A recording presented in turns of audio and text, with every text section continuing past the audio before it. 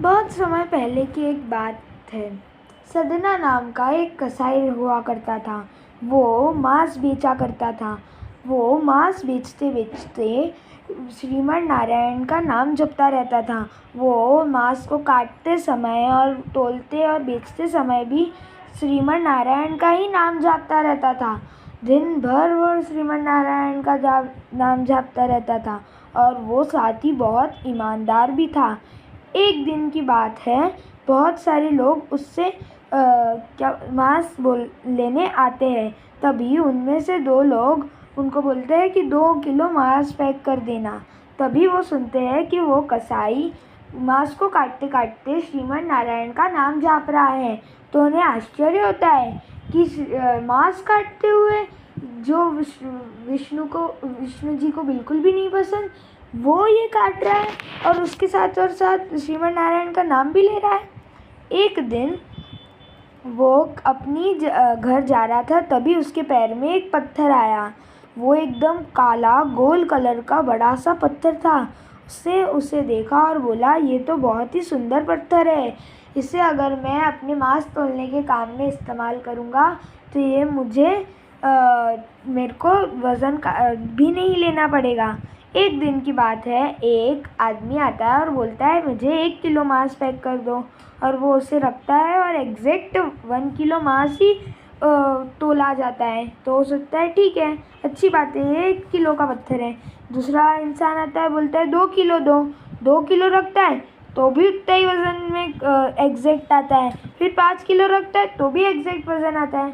तो उसे अब शक होने लग गया। उसे ऐसा लगा कि ये पत्थर तो कोई जादुई चीज़ लग रहा है। ये तो बहुत ही ज़्यादा जादुई पत्थर है।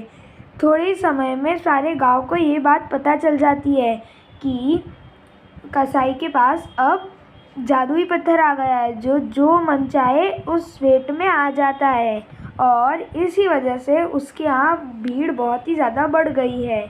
अब वहाँ बहुत सारे लोग मांस खरीदने आते हैं और साथ में वो जादुई पत्थर को भी देखते हैं कि उसमें ऐसा क्या है, वो जो अपने आप ही अपना वज़न बदल लेता है। सदना कसाई को भी इसके बारे में बहुत ही ज़्यादा आश्चर्य होता है कि ऐसा पत्थर दुनिया में हो कैसे सकता है।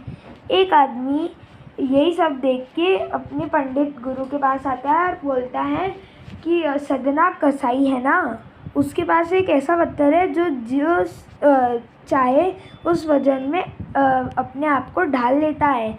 तो आप जाके देखिए। पंडित जी पहले बोलते हैं कि जहाँ मांस कटता हो वहाँ मैं नहीं जा सकता, वहाँ जाना मेरे लिए पाप गिनाएगा। पर वो बोलता है कि प्लीज़ आप चलिए, वो कुछ ज़्यादा ही जादुई पत्थर है जो आपको देखना ही पड़ेगा। अगर आप नहीं देखेंगे तो आप हमें वो सदना कसाई कुछ उसे फेंक दे तो हमें कुछ भी नहीं पता है। इसके लिए आप मेरे साथ कृपया करके चलिए। फिर वो बोलता है कि देखिए, यही है उसकी दुकान और ये देखिए उसके पास पत्थर। फिर जो पंडित जी होते हैं वो ध्यान से उस पत्थर की तरफ देखते हैं और उन्हें पता चलता है कि ये पत्थर तो कुछ अलग ही जाना पहचाना लग रहा है। ऐसा पत्थर तो बहुत ही ज़्यादा रेयर है।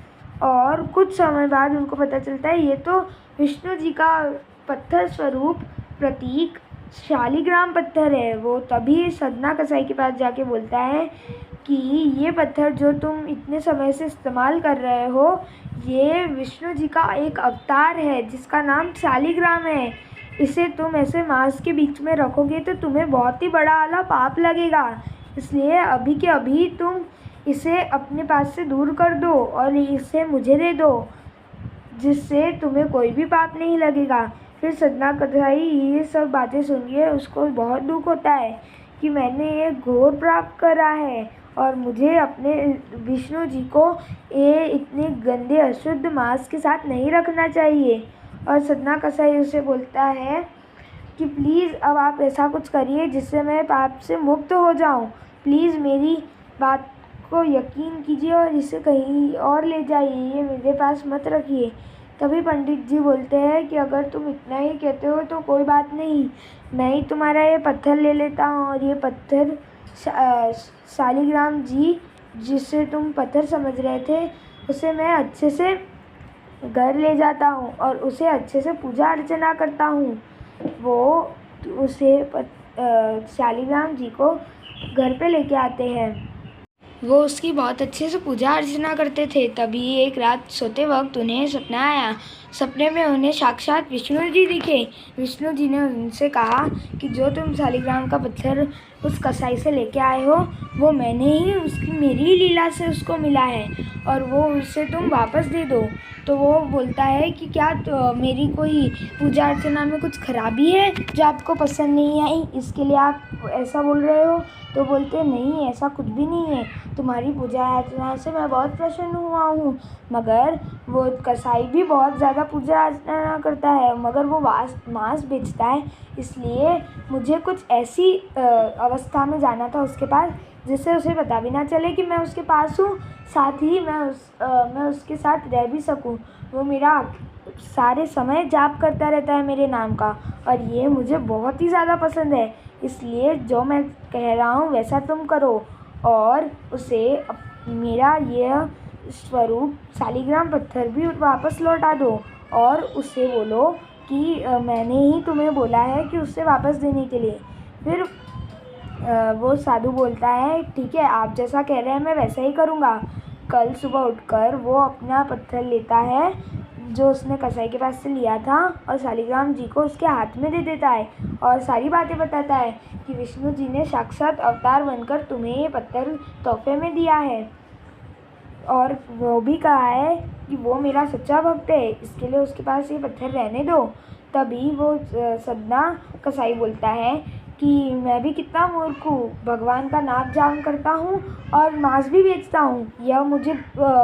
यह मुझे पता चल चुका है कि मैं ये अभी तक गलत कर रहा था और इसके लिए अब से मैं ये शालिग्राम पत्थर लूँगा और घर में दिन भर ही श्रीमन नारायण की पूजा करता रहूँगा ताकि वो मुझसे और ही प्रसन्न हो जाए।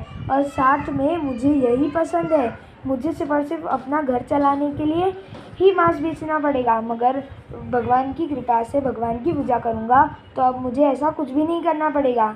तो आज के आज मैं घर जाऊँगा और ये सब चीज़ें बेच दूँगा दुकान को और जितने भी पैसे बचेंगे उससे घर जाके आराम से अच्छे से पूजा करना चालू कर दूँगा।